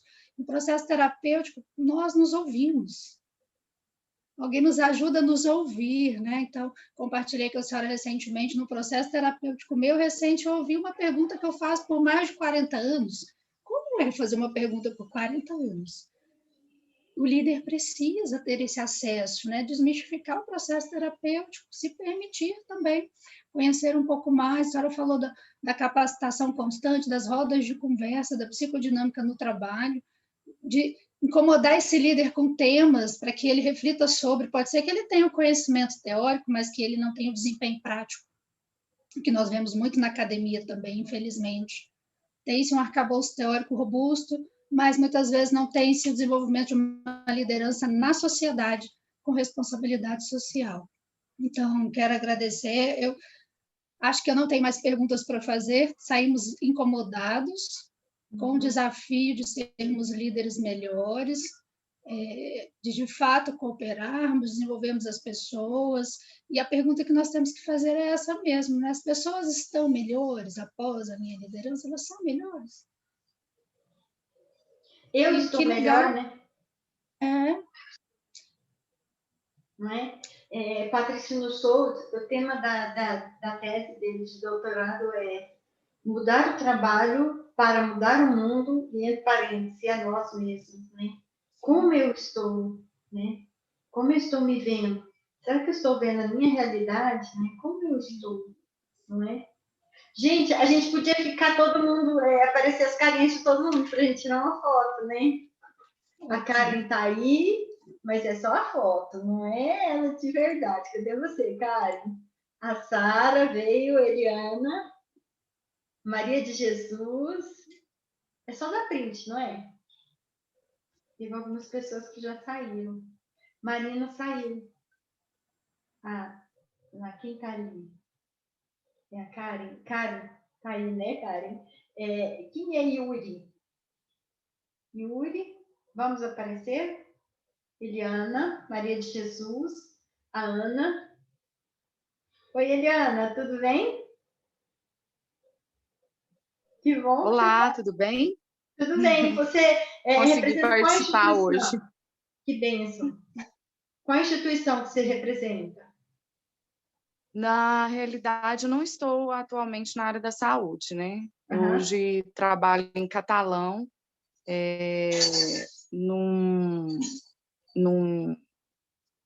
chama Comboio Logística. Trabalha na área Legal. E eles têm um projeto grande lá em Catalão, né? Aham. Com a parte de esporte, postos de combustível e hotel. Então, assim, está sendo uma experiência interessante. Mas eu atuei 7 anos na área hospitalar. Eu Aham. trabalhei no HGG. E assim, hoje eu vim para Goiânia para fazer, para resolver algumas coisas e consegui participar dessa palestra muito boa. Você gostou, Amei. Eliana? Que Parabéns. bom. Fico feliz. Muito. Você é muito bem-vinda entre nós, tá? Divulga também, tá, Eliana? Muito Você viu obrigada. que os temas... Com certeza. Maravilhosos os temas. Você precisa ver. Maravilhosos. A gente aprende muito mesmo. Vale a pena. É toda sexta-feira, 2 horas da tarde. Tá? Qualquer dúvida, você pode entrar Obrigada. em contato com o Cinto Saúde, né? Se não tiver acesso aos links, aí eles já te fazem entrar, tá bom? Vamos tirar foto assim, então, né, Priscila? Muito obrigada. Obrigada a você, amor. Você tira aí? Eu vou dar print. Sorriso, gente. Eita.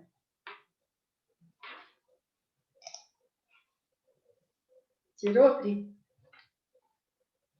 Então, tá bom. Gente, olha, muito obrigada pela presença de todos, né? Esse encontro, ele foi gravado, vai ser disponibilizado. Eu estou esperando o William me passar os outros dois, né, William? E aí, assim que ele me passar, eu vou pedir para o fórum também, Priscila, para disponibilizar no site do fórum, né? Para as pessoas terem acesso e poder compartilhar, tá? Obrigada pelo encontro de hoje, pela presença de todos, tá? Um grande abraço, um bom fim de semana. Tchau.